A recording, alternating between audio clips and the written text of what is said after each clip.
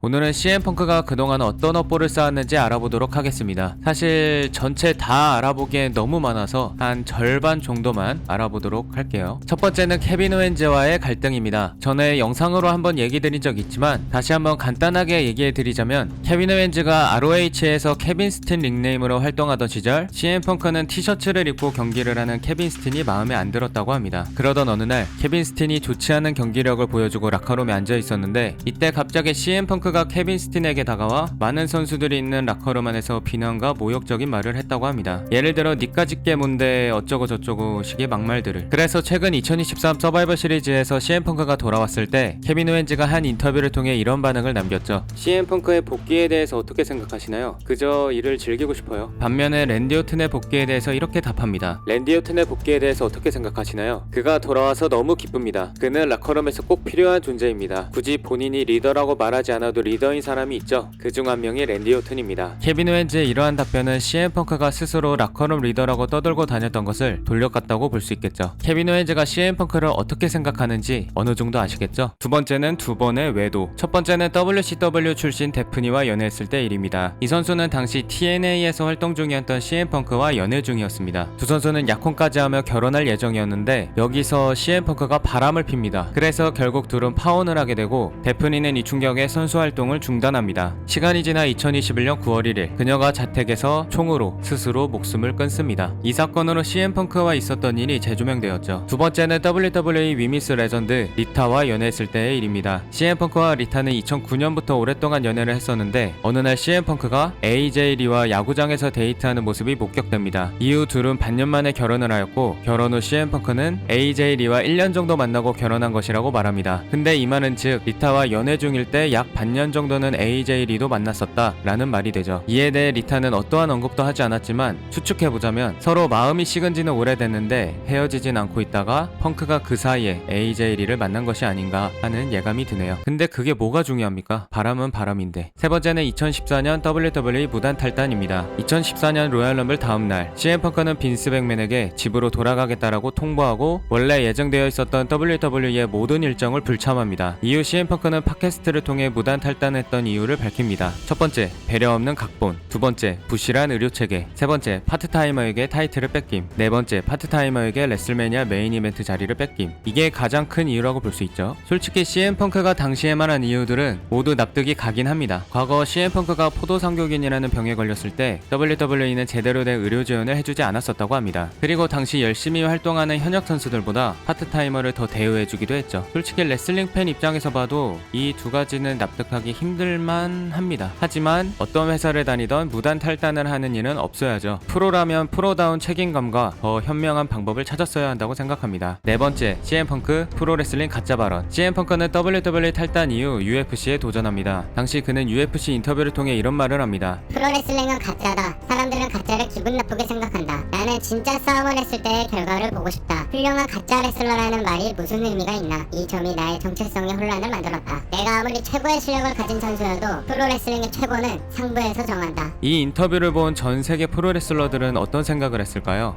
물론 CM펑크의 첫 도전은 탈탈 털렸습니다. 다섯 번째는 AEW에서 받는 여러 논란부터 퇴출까지입니다. CM펑크의 AEW 데뷔는 감히 역대급이었죠. 하지만 데뷔 이후 CM펑크가 만든 갈등과 논란들은 아주 화려합니다. 첫 번째, AEW 다이너마이트에서 존 목슬리와의 대립 중 뜬금없이 사적으로 사이가 안 좋았던 행맨 페이지 저격. 두 번째, AEW 콜리전 테이핑에 CM펑크가 들어오려고 하는 걸 토니 칸이 막자 펑크는 보이콧 선언. 세 번째, 2022년에 열린 AEW 올아웃 기자회견에서 디 엘리트 멤버들을 강력하게 비난. 이후 단체 난투극 발생. 이후 AEW 콜리전이 생기면서 복귀했지만 전혀 반성의 기미가 보이지 않았고 그저 당당함. 이 와중에 CM펑크의 극성 팬들은 엘리트 챈트까지 날림. 사실상 AEW의 근본을 흔들리게 만든 거라고 볼 수 있음. 네 번째, 2023 AEW 올인에서의 경기 직전 백스테이지에서 잭 페리와 몸싸움. 여기서 더 큰 문제는 그들을 말리려고 한 AEW CEO 토니 칸까지 위협하면서 관두겠다고 협박. 결국 징계위원회가 열리고 만장일치로 CM펑크 퇴출 권고. 결국 해고까지.